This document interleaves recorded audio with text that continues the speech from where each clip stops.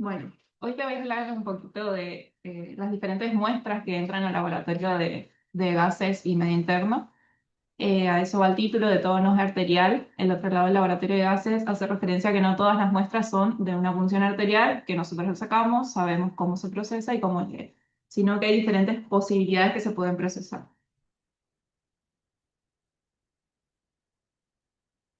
La función principal de nuestro laboratorio, donde contamos con un COBAS E221, que realiza la parte de gasometría, ionograma, glucemia y lactato, es evaluar el estado ácido-base, la oxigenación y el equilibrio hidroelectrolítico del paciente. Hay que tener en cuenta que, como toda determinación de laboratorio, la calidad de nuestros resultados van a depender en gran medida de la calidad de la muestra recibida o extraída. Para ello tenemos que tener en cuenta todo lo que es la preanalítica, como siempre. Eh, Siempre tener una buena identificación del paciente y en este caso del tipo de muestra que se va a recibir o que se va a sacar. El tipo de anticoagulante es muy específico, en este caso el gol estándar es la heparina de litio liofilizada y estabilizada y también respetar la proporción sangre anticoagulante. El tipo de muestra también es necesario saberlo y la calidad de obtención, sobre todo no generar hemólisis a la hora de la extracción. El tiempo de procesamiento es una de las condicionantes en el laboratorio de gases por las variaciones que pueden ocurrir. Nosotros recibimos muestras, o en realidad generalmente las sacamos a los pacientes internados o a los ambulatorios, pero también recibimos muestras de quirófano y de hemodinamia. Los objetivos en general de esta clase es sobre las diferentes muestras que ingresan al laboratorio de gases y medio interno. ¿De dónde provienen? ¿Para qué sirven? ¿Qué determinaciones le vamos a hacer? ¿Qué resultados vamos a esperar? ¿Cómo lo informamos? Muchas veces que nos generan dudas. ¿Y qué importancia tienen para el médico y para el paciente los resultados que nosotros entregamos? Pasamos directamente a las muestras. La más general, la más conocida es la muestra arterial, donde se determinan todos los gases, los electrolitos. También se pueden hacer metabolitos como la glucosa y el lactato. Y la utilidad clínica es evaluar la oxigenación, la ventilación, el equilibrio ácido-base. También permite monitorear pacientes críticos, ventilados o con alteraciones, ya sean respiratorias o metabólicas, controlar respuestas a terapias y hacer un seguimiento intra y postoperatorio. Bueno, puse una introducción básica donde el pH nos dice cómo está el equilibrio ácido-base global. La PCO2 refleja lo que es la ventilación alveolar. El bicarbonato y el exceso de base van a explicar el componente metabólico y la PO2 y la saturación de oxígeno van a evaluar la oxigenación arterial. Siempre siguiendo, digamos, la validación de los resultados, este esquemita donde se mira el pH, si está bajo o alto, se mira si es el componente primario, si es respiratorio o metabólico y si está compensado o no. Por otro lado, tenemos las muestras venosas que también pueden ser utilizadas para el laboratorio de gases, donde se pueden determinar pH, PCO2, bicarbonato, exceso de bases, en los electrolitos, los metabolitos de la glucosa y el lactato también se pueden hacer, y en algunos casos, sobre todo en lo que es la saturación venosa central de oxígeno, se puede hacer una saturación. En los casos de una muestra venosa periférica, por ahí no tiene mucho sentido ver lo que es la saturación y la oxigenación. Como utilidad tienen evaluar el estado metabólico y el equilibrio ácido-base cuando no se requiere la parte de oxigenación. Es una alternativa menos invasiva para hacer un seguimiento seriado en pacientes estables. Es útil para estimar las tendencias del pH, el dióxido de carbono y el bicarbonato frente a tratamientos. Y en cuidados críticos, lo que les explicaba, la saturación venosa central va a orientar sobre la adecuación del aporte y el consumo de oxígeno. En cuanto a su interpretación, el pH va a ser un poquito más bajo que, que el pH arterial, por el hecho de que la PCO2 es un poquito más alta. El bicarbonato, el exceso de bases van a ser similares y lo que es oxigenación arterial no lo vamos a poder evaluar. Vamos a poder identificar acidosis o alcalosis metabólicas y orientar compensaciones. Esta es una tablita nomás que son, la muestra venosa puede ser tanto periférica como venosa central como venosa mixta, depende de dónde se tome. La periférica es la que siempre tomamos de las venas periféricas. La venosa central va a ser de un catéter, generalmente la que nos dan en los pacientes internados. Y la venosa mixta va a ser tomada desde un catéter que está colocado en la arteria pulmonar, que se conoce como catéter de Song-Ganz, eh, y va a provenir de la arteria pulmonar. Ahora bien, no solo llegan las muestras de sangre arterial y venosa, como siempre, sino que a nuestro laboratorio particularmente llegan las muestras de cirugías. Pueden llegar una cirugía básica, donde se determina hematocrito, hemoglobina, un estado ácido base arterial, ionograma, lactatoglucemia, es decir, todos los parámetros que tiene el equipo para determinar. Puede ser un ácido base arterial más venoso, más plaquetas, o puede ser cirugía completa, que es en general cuando ya el paciente está por salir de la cirugía. Acá se le agrega un estado ácido base venoso y acá se le agrega un coagulograma. Bueno, en la cirugía básica, lo que se va a evaluar en el estado ácido base, vamos a ver la ventilación que está recibiendo el paciente, la ventilación y la oxigenación. También vamos a ver el equilibrio ácido-base y estos parámetros no van o le van a permitir en realidad al médico ajustar lo que es la ventilación mecánica, el aporte de oxígeno, el manejo de fluidos o en el caso de ser necesario, los fármacos vasoactivos.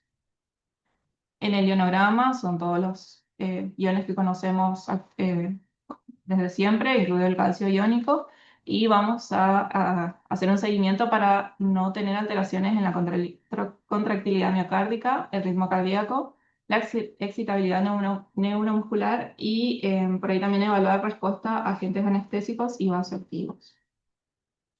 El lactato es muy importante en la cirugía por el hecho de que es un marcador, es muy sensible en lo que es la relación entre la entrega y el consumo de oxígeno tisular. En el caso de que el lactato esté elevado, esto me indica una hipoxia tisular por una hipoperfusión sistémica o un aumento del metabolismo anaerobio. Pero más que un valor aislado del lactato, es útil o es más eficiente evaluar la tendencia. Si hay un descenso progresivo tras la intervención, esto me indica que hay una recuperación adecuada de la perfusión en el paciente que se sometió a la cirugía. Pero por el otro lado, si hay persistencia o aumento, se asocia a un mayor riesgo o a una mayor mortalidad postoperatoria. Por ende, vamos a estar evaluando con el lactato la adecuación de la perfusión y la eficacia de las medidas terapéuticas. Y por último, pero no menos importante, la hematocrito y la hemoglobina son parámetros esenciales para evaluar la oxigenación y la perfusión, porque podemos tener mucho oxígeno, pero si no tenemos eritrocitos que lo transporten, no nos va a servir de nada. Eh, y bueno, para adecuar la identificación temprana de situaciones de riesgo, el manejo de hemodinámico y la entrega de oxígeno a los tejidos. Es decir, si el hematocrito o la hemoglobina están bajos, muchas veces va a sugerir la necesidad de transfusión. Cuando se agrega una cirugía básica más venosa, es decir, tenemos un ácido base arterial más uno venoso, lo que interesa en ese tipo de determinaciones es la diferencia arteriovenosa de oxígeno, porque eso va a estar reflejando la cantidad de oxígeno que se extrae en los tejidos. En el caso de que haya un aumento, indica que hay un mayor consumo o un menor aporte de oxígeno. Entonces tenemos una evaluación mucho más integral de lo que es la oxigenación y la perfusión tisular. También se puede hacer una diferencia arteriovenosa de dióxido de carbono de nuevo, como marcador indirecto de la perfusión tisular. Si el gradiente está elevado, se sugiere una hipoperfusión o un metabolismo anaerobio. Y también encontrar que se puede hacer una relación del delta de PCO2 sobre el delta de oxígeno para evaluar la eficiencia de la oxigenación tisular y poder orientar sobre la adecuación del gasto cardíaco. En la cirugía completa no me voy a explayar mucho, pero lo único que se agrega es el coagulograma para ver la reversión completa de la heparina que se hace con, ay, no, es que tiene se le proporciona un medicamento, protamina, ahí está, no me sé, nunca me sé. La protamina para que revierta la coagulación, digamos, la anticoagulación de la heparina que se suministra al paciente mientras está en cirugía. Dentro de todas estas determinaciones, el monitoreo dinámico del ácido base, los electrolitos y el metabolismo tisular es esencial para la toma de decisiones intraoperatorias, la optimización de la perfusión y la reducción de complicaciones postoperatorias. Dentro de todo eso, el laboratorio clínico tiene que asegurar resultados precisos y oportunos, es decir, rápidos pero confiables. Ahora, desde cirugía también nos pueden llegar casos como estos. donde tiene el nombre del paciente, el quirófano, piden un estado ácido base completo, pero de una muestra de bolsa de unidad de sangre. O por otro lado, también de quirófano, una muestra de priming de Bongi. En estos casos, ¿qué hacemos? ¿Qué es la bomba? ¿Qué es la bolsa? Eh, Muchas veces en cirugías cardíacas se necesita una bomba de circulación extracorpórea o cuando el paciente entra en perfusión se utiliza esta bomba. Es un sistema que reemplaza temporalmente la función del corazón y los pulmones durante la cirugía cardíaca. Es decir, se hace un salto, se deja de trabajar el corazón para oxigenar la sangre por fuera del cuerpo, para detener el corazón y poder operar en un campo sin sangre y también sin el movimiento, digamos, de los latidos. Al mismo tiempo que se mantiene la oxigenación, se elimina el dióxido de carbono y se mantiene la perfusión tisular mientras el corazón está parado, ¿no? Como les dije, se usa en cirugías cardíacas abiertas o también se podía usar en casos críticos como soporte circulatorio temporal. En estos casos también tenemos un rol de monitoreo, nos van a mandar muestras para hacer un monitoreo continuo del equilibrio ácido-base, del hematocrito, de la hemoglobina y los electrolitos, es decir, un control completo, para poder ajustar los parámetros de la bomba en el caso de ser necesario. Y todo esto para mantener siempre la mayor normalidad posible. En estos casos no vamos a tener valores de referencia, sino que van a ser guiados según el tipo de paciente y la situación en la que atraviesa. Esto es más o menos un esquema de lo que es la bomba. No me voy a detener mucho en esto porque la verdad no. Para eso vino Mauricio, por ahí si tienen consulta. Todo este circuito se tiene que, antes de conectar al paciente, tiene que haber una desaireación.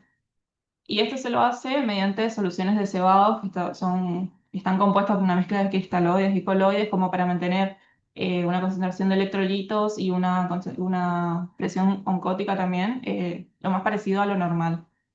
Sin embargo, va a haber una hemodilución porque no tiene sangre. Inicialmente se usaba sangre para el cebado, pero hoy se prefieren estas soluciones por las diferentes ventajas que tiene, como menor viscosidad, menor riesgo trombótico y ausencia de patógeno.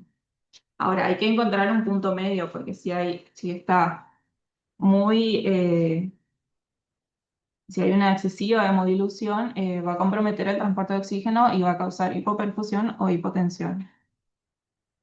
Según lo que yo más o menos encontré, es que el cebado de la bomba, sobre todo en pediatría, se ajusta según el hematocrito del paciente, el hematocrito de la bolsa y se estima un hematocrito de cebado para saber qué volumen se va a añadir a la bomba, al cebado, para conectarlo al paciente. Es por eso que nos llegan,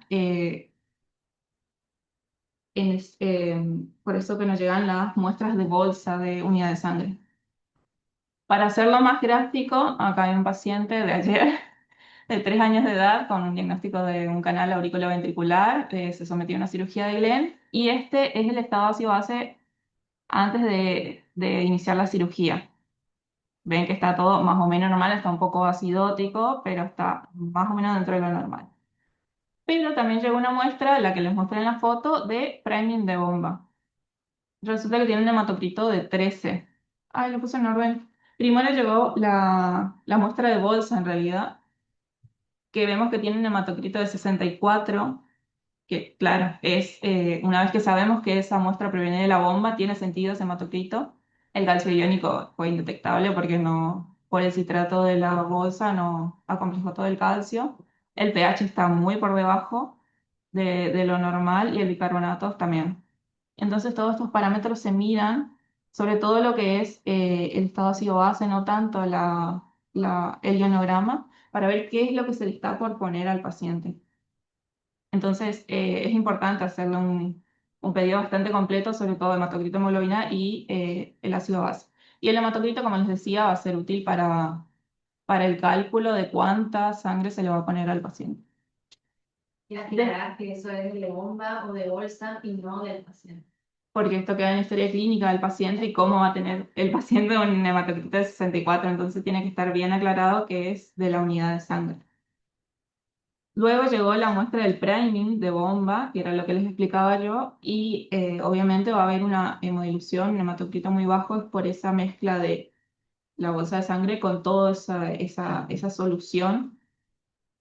Pero el pH ven que ya está bastante más parecido a lo que era lo del paciente, entonces es algo más aceptable por el paciente. Y eso te expliqué. Bueno, por otro lado, también llegan muestras de hemodinamia, que la primera vez que las vi yo no sabía qué eran, qué hacían, qué era BP, qué era BI, nada. Para explicar un poco de esto, esto sería una muestra de vena pulmonar, una muestra de ventrículo izquierdo, de aurícula pulmonar derecha y de aurícula pulmonar izquierdo. Para entender esto, lo normal tenemos que recurrir de nuevo al funcionamiento del corazón. La sangre oxigenada viene desde las venas pulmonares con una saturación de oxígeno de un 100% en el caso normal, pasa hacia la aurícula izquierda, ventrículo izquierdo y va hacia la aorta para distribuirse a todo el organismo, ¿no? Todo este camino, perdón, tiene que tener una saturación de oxígeno de un 100% y una PO2 de entre 200 y 300 milímetros de mercurio. Y por otro lado, en la parte derecha del corazón viene la vena cava con sangre desoxigenada, pasa a la aurícula derecha, ventrículo derecho y la arteria pulmonar va a los pulmones justamente para oxigenarse. Entonces, esa sangre va a tener una saturación del 75% y una PO2 más baja, del 50 al 60% a milímetros de mercurio. Ahora, ¿qué pasa cuando hay un shunt de izquierda a derecha o una comunicación? Eh, Puede pasar que haya, por ejemplo, en este caso, una comunicación interventricular, que es uno de los diagnósticos más comunes de los pacientes que tenemos por ahí, interventricular o interauricular. La sangre oxigenada viene desde los pulmones, pasa a la aurícula derecha, ventrículo izquierdo, pero en vez de pasar hacia la circulación, pasa a la parte derecha del corazón. Entonces se mezcla con la sangre desoxigenada y eso va hacia el pulmón. Entonces, estos shunts son comunicaciones anormales que existen entre las cavidades del corazón que van a permitir el paso de la sangre de un lado al otro. La sangre, como les decía, la sangre oxigenada del corazón izquierdo va a pasar al derecho en el caso de los adultos. Y los ejemplos más comunes son la CIA, la CIB o un conducto arteriovenoso persistente. El diagnóstico de esto puede hacerse por oximetría, es un método invasivo y reproducible. Es cuando el paciente entra en hemodinamia, se le hace cateterismo y mediante ese catéter que se introduce se van tomando las diferentes muestras para medir las saturaciones de oxígeno en las diferentes cavidades. Vena cava, arteria pulmonar. O sea, entra por acá, mide la saturación de la vena cava, de la arteria pulmonar, de la vena pulmonar y del ventrículo izquierdo, por ejemplo.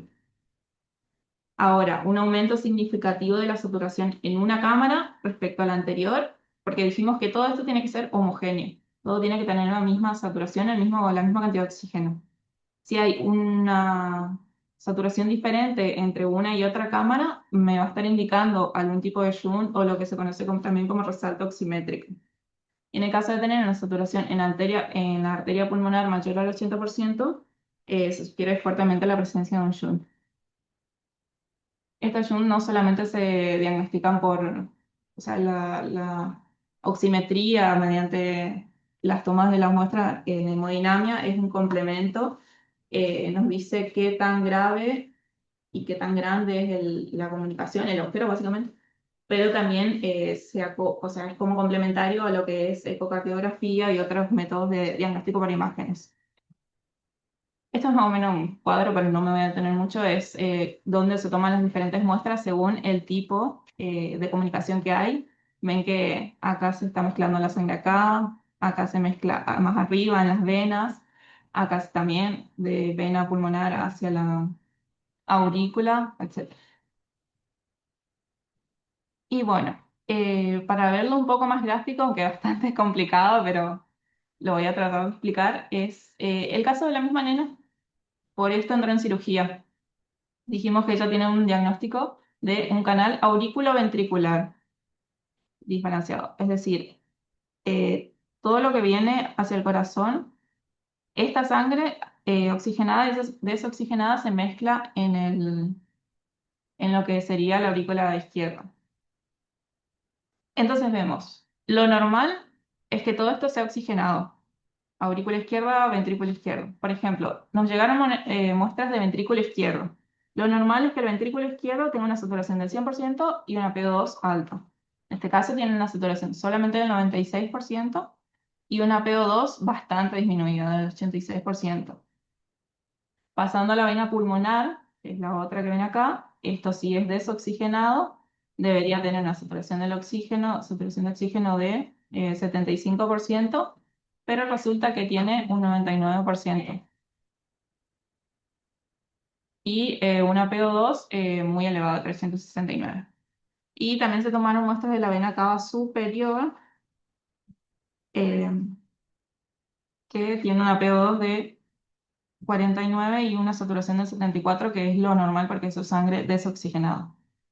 Entonces acá lo que está pasando es que viene la vena pulmonar oxigenada, eso es normal, o sea, viene desde los pulmones hacia la aurícula y viene oxigenada. Pero acá se está mezclando en el ventrículo izquierdo. Se está mezclando porque hay una comunicación en este lugar. No se mantiene esa oxigenación alta, sino que se disminuye por esa mezcla con la sangre desoxigenada. ¿Se entiende? Sí.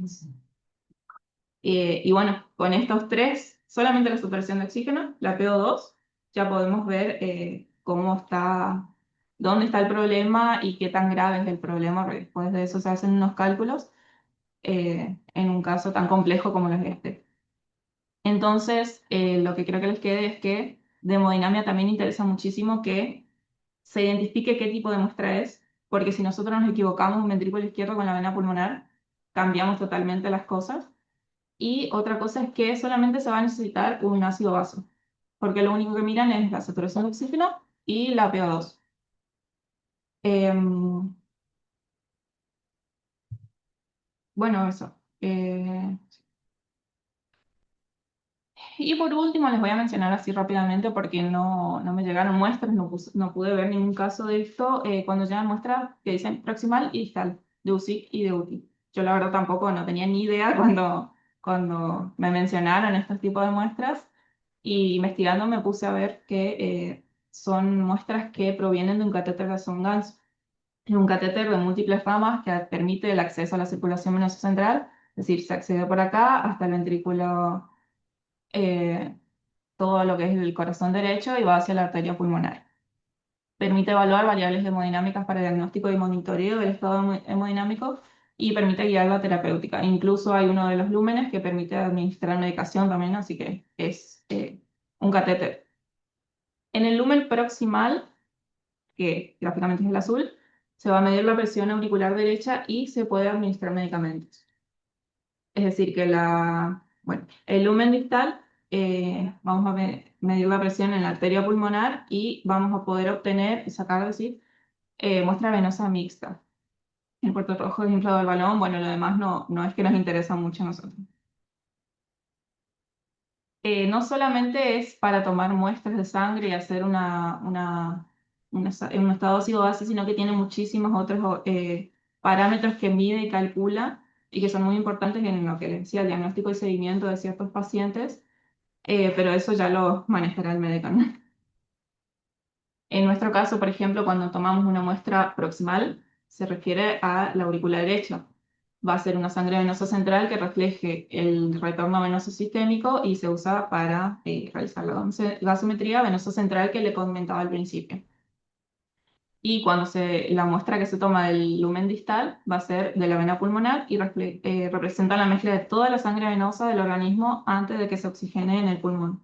Se usa para medir la saturación venosa mixta y también se usa en parámetros de balance entre consumo y aporte de oxígeno. Esto fue proporcionado por los residentes de UCIC. Me pasaron una clase donde ellos toman las diferentes muestras y ven una diferencia de la saturación de oxígeno. De nuevo, es solamente hacer un ácido base. El ionograma a ellos no les interesa, solamente el ácido base para ver la saturación de oxígeno. Eh, hacen el cálculo del QPEC sobre el QS y según el resultado que se obtenga de esta fórmula, vamos a ver que es normal, si hay un Jun, si hay lo que conocen ellos como resalto oximétrico. En UCI, lo que me explicaba los estudiantes es que se lo coloca el catéter de Swan-Ganz para lo mismo, básicamente lo mismo que en hemodinamia, para ver ese resalto oximétrico, una comunicación entre una parte del corazón y otra que no debería haber. Lo que por ahí puede suceder es, como complicación mecánica del infarto, se produce una comunicación interventricular que produce ese resalto oximétrico. Y bueno, con esas diferentes muestras y con otros parámetros del catéter lo van a poder detectar. Como conclusiones, el laboratorio juega un rol crucial en el diagnóstico y seguimiento de patologías bastante complejas y aporta información valiosa que muchas veces permite tomar y guiar conductas terapéuticas. Por eso es que debemos ofrecer resultados oportunos, rápidos y, dentro de lo que podemos, confiables. Y para ello es muy necesario conocer los diferentes tipos de muestras que van a llegar al laboratorio. Con eso vamos a poder orientar las determinaciones que se van a hacer y podemos validar con confianza los resultados que obtenemos. Esa es un poco de la bibliografía que leí y eso es más o menos todo. ¿Preguntas? Muy bien. ¿Puedo empezar vuelta? Ay, Vamos de nuevo. igual, de todas formas, cada uno de los temas es como para una clase completa, pero yo al inicio, bueno, me planteé hacer los diferentes tipos de muestras. Así que traté de resumir todo lo posible. Re bueno tu clase.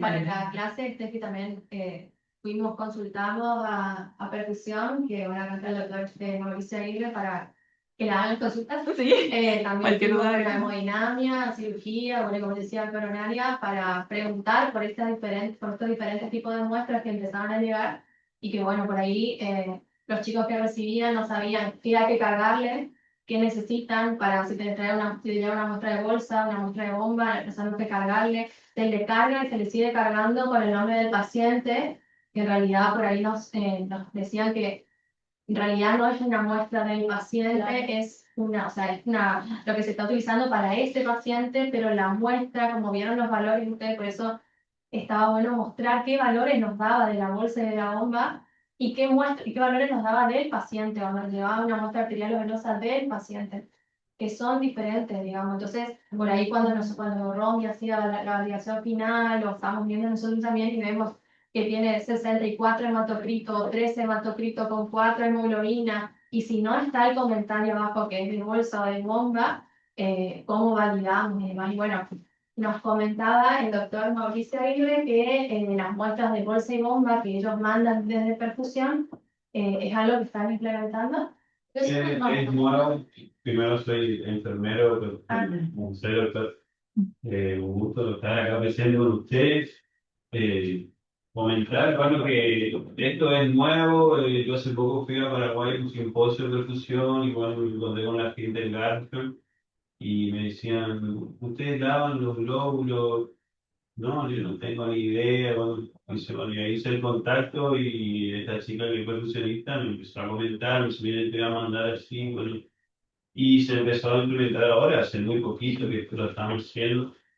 Y el objetivo es, o sea, si ustedes ven la muestra, es evidente la acidosis que tiene la sangre, imagínate que le vamos a colocar esa sangre a un chiquito que son neonatos y bueno, la idea es que no haya ese choque de acidosis transmitirle al paciente. Entonces, bueno, mediante una fórmula, o sea, no es la que está en tu diapositiva, pero ella me pasó, tengo en cuenta ahí lo que es la volemia del paciente, el hematocito al que yo quiero llegar como objetivo porque en la bomba yo tengo que tener un hematocrito entre 25 y 30, porque si trabajo con hematocrito alto y el rodillo, produce hemólisis, produce hiperlactatemia, o sea, empieza a ver todo el circuito de hipoperfusión. Bueno, entonces es un objetivo, digamos, mandarlo a la bolsa, hago el cálculo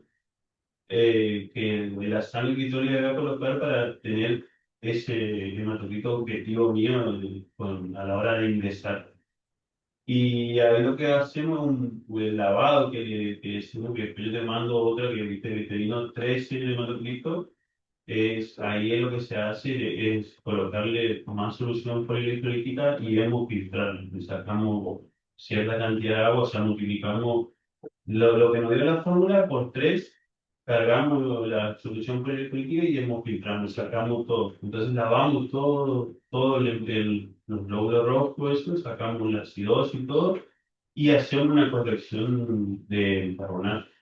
Por eso que yo después te mando, es que te dio 13, por ahí lo ideal es que estés más cerca de 20, 25, como para que le más poquito. Después creo que a la muestra, la primera muestra en la bomba, dio 24 de masocristo. O sea, dentro de todo se acercó a lo que yo, mi objetivo era ese de que yo quiero, digamos, en bomba. Y siempre bueno, eso es lo que comentó esta chica, bueno, ya empezamos a implementar y bueno, con buenos resultados, o sea, es evidente también porque mejora mucho también lo que es los trastornos de la población, todo esto, como esa acidosis provoca mucha repercusión en el paciente postoperatorio, mejoran mucho en los chiquitos y bueno, y es lo que estamos haciendo ahora. Claro, Y esto se está aplicando en pediatría, ¿no? en pediatría, sí, sí, en adultos no, no, o sea, ella en lo pediátrico es más que nada, los objetivos son más que nada para eso el tema de muestra de bolsa. Porque inclusive en adultos nosotros no utilizamos mucha, la sangre que nos dan es por ahí bastante próxima al cero, o sea, imagínate va a ser mucho más acidiótica y demás. En los chiquitos siempre pedimos sangre nueva que tengan entre 1 y 5 días, como mucho.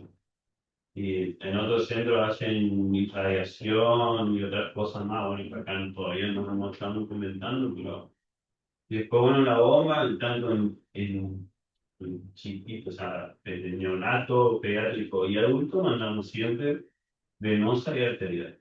Y nuestro objetivo, bueno, nosotros ahí te damos a cargo del paciente, eso hacemos en pulmón y corazón, y vemos y vamos corrigiendo. Bueno, yo le comentaba que en la actualidad ya hay monitoreo online en la bomba, digamos, conectamos unos conectores ahí y de la te va tomando la muestra ahí, te tira online cómo está tu paciente y vos vas. Acá no se puede, por eso digo, tenemos un periodo en que le mandamos a usted la muestra y se sube al sistema y todo, que como que vos vas corriendo detrás del paciente, va pasando. ¿No? Y la muestra venosa, bueno, tenemos siempre en cuenta lo que es la saturación venosa. Me interesa siempre que esté por arriba de 65, 70, para ver si estamos, el flujo que le estamos dando es el adecuado. Por ahí van a ver que los chiquitos nos cuesta más un poco, porque ellos, la fisiología del neonato, del pediátrico es otra cosa. En el adulto por ahí lo que calculamos nos da bien, se mantiene, pero un chiquito por ahí, por si le estoy dando, no sé, ponele, vos calculaste tu flujo teórico y era 1,300 y está dando eso y la saturación venosa de 58, ¿sí? Te está pidiendo que vos le des más porque no le está alcanzando ese flujo que vos le estás dando. O sea, eso son todas cosas que tenemos en cuenta a la hora de la bomba para ir corrigiendo y mejorar nuestro. No sé, por ahí otra cosa que le interese. Bueno, yo felicitarte porque excelentísimo la te leo, me encantó. Y Mauricio, qué bueno que estás acá y que las chicas tuvieron la iniciativa Sí, de ir y hablar con ustedes, porque las mejoras se logran en equipo y comunicados, ¿viste? Porque ahora ya saben que hablan con vos, se preguntan. sí. eh, Inclusive ella la había bien hablado, mire, esto es nuevo, yo estoy implementando, y mi idea es ir ahora en enero del año que viene, en algún momento ir a estar allá, porque ella me dijo, venite y te vamos a enseñar, y porque fíjate que no hay con otra esto manera. le cambias la vida, Graciela. Sí, Le cambias la evolución, porque la acidosis en un neonato que te altera los parámetros de coagulación, que te altera el hemograma, la reacción inflamatoria, y tal vez comunicándote vos en un congreso con alguien, implementando esas medidas de mejora, salvar vidas, porque esto cambia la evolución de los pacientes. No hay nada más de la satisfacción que uno tiene que después si el paciente está bien. Yo soy uno que, ¿cómo está mi paciente? Al otro día, ¿cómo está? Y, o sea, a los médicos le pregunto a los cirujanos, no, está bien. Este chiquito ya se tuvo inclusive ahí un quirófano y hoy está excelente. Qué Como bueno, bien salió y bueno, qué bueno. cosas. Y bueno, yo le dije a ella que después voy a ver allá cómo son, porque yo también no estoy conociendo muy bien qué parámetros tienen, si hay cosas nuevas para comunicar Por con eso, usted. comunicarse y seguir para adelante, y si hay cosas que hay que buscar, hay cosas que poner a punto, las ponemos, Sí, pero súper interesante, súper interesante. Y es una cosa que me pareció como muy, muy importante tener en cuenta es poner bien de qué muestra se trata y de qué derivación se trata, ¿no? Sí, claro, porque al comienzo yo le decía que no pongan el sistema, que me impriman el papelito, decía yo, porque digo, van a pensar que es un paciente y te dan unos valores que son nada que ver. Y bueno, pues se fue acordando con ella que si sí o estaba sí, para corregir, o sea, para en la observación que era muestra, entonces queda registrado que es de eso, no es del paciente. O exacto. sea, Que se le pasó al paciente, pero no es del paciente. claro, no es del paciente. Esto es previo para el contacto futuro, o sea, cuando dice entramos en bomba, bueno, esto con esto, y bueno, después sí ya viene lo que es la muestra del paciente durante la cirugía, ¿no? Exacto. Así que está bueno eso que quedó claro, digamos, que era aclarar la observación, decía yo, porque no van a creer que es el paciente y no. Entonces queda todo en el sistema nomás, pero a mí me sirve para yo hacer, implementar lo que estoy haciendo y bueno, ustedes, o sea, es nuevo también para ustedes, porque me dicen yo, pero ¿de qué es esto? Y bueno, Claro. ¿Quién manda tantas tarjetas? sí, mira, me mandaron al frente, yo soy de... Yo soy. Casi no la usamos. Claro, pero qué bueno. Sí, sí. De última futuro, y ver si no se puede crear tipo un paciente bomba, quirófano 1, bomba Y lo que quirófano pasa 2. es que, fíjate que yo creo que poniéndole así está bueno, porque suponte que el paciente tiene una complicación, no sé, digo que él va a tener la trazabilidad de cómo fue el priming, cómo fue la muestra de bolsa de ese paciente. Y si, Y queda todo registrado en ese. claro, y si en vez de cargar, por ejemplo, no sé cómo existe en Estados Unidos, vas a generar tipo la revisión bomba, entonces me parece la parece entre bomba con ahora y que bomba te tire el estado de base. No sé si me Eso explico. sí lo podemos pensar en programar dentro del equipo. Claro, ¿Viste? Programar, en vez de que salga un estado ácido base arterial, claro. me salga un estado ácido base bomba, o que me salga una muestra priming. ¿Me entendés? Dentro del paciente. Sí, eso también se va a hacer. Eso sí se puede hacer el paquete priming y hacer el paquete bomba. Bombing. Es más, viene ahora el del sistema, vamos a preguntarle cómo puede Porque generalmente, como yo decía a ella, o sea, el paciente entra, se le hace la vida y anestesia manda una muestra que es del paciente. Claro, Y después sí, ahí yo tengo en cuenta esa muestra para poder hacer mis cálculos también. claro. Y después ahí empieza a hacer lo que es bomba y después ya está la última muestra que mandan ellos es de anestesia. No, y poner los valores y los datos que realmente a ellos les interesan. Porque Sí, por ahí bueno, largamos claro, todo, sí, el bueno. camión, hace iono, todo, además del hematocrito de hemoglobina, a veces nos tenemos que cargar de plaquetas también, ¿no? Bueno, Y yo ahí en ese nosotros- caso plaquetas sí mando para ver un poco el seguimiento, porque nosotros en la bomba utilizamos rodillos, un replicar y hace bastante de rotura de las plaquetas, eso y se ve bien, digamos, empieza a bajar. Entonces por eso que yo siempre mando y ya generalmente a la anestesióloga le interesa, ¿viste? Porque ya están pendientes de eso y se pedirle a hemoterapia plaqueta, porque ¿viste? Con este no va a mandar a la salida de la bomba. Por eso que siempre mando, para ver la progresión. Interesantísimo. Vos sabés que yo te hablo de la prehistoria, cuando se pusieron a punto las bombas en el instituto. Yo no te puedo contar la cantidad de gases Sí, y la cantidad de recuentos de plaquetas en bolsa, de los concentrados plaquetarios, de lo que colocaban al principio del paciente a la hora de bomba, fueron todos y eran todos recuentos de plaquetas manuales, en Buena cámara, cámara. con oxalato. Sí, sí, sí. Por Puede ser. eso hablo de la prehistoria. ha evolucionado y sigue evolucionando. Voy a hacer una pregunta re ignorante mi pregunta. ¿Todos los pacientes que entran a quirófano entran en bomba? No, todo. No, no. Porque claro, porque No, no, todos no. ¿Y cuándo y qué depende de eso? Y después del tipo de Pacientes que tengan patología periférica. periférica no entran en bomba. ¿no? O algunos que viste que ahora hay muchos procedimientos hemodinámicos que no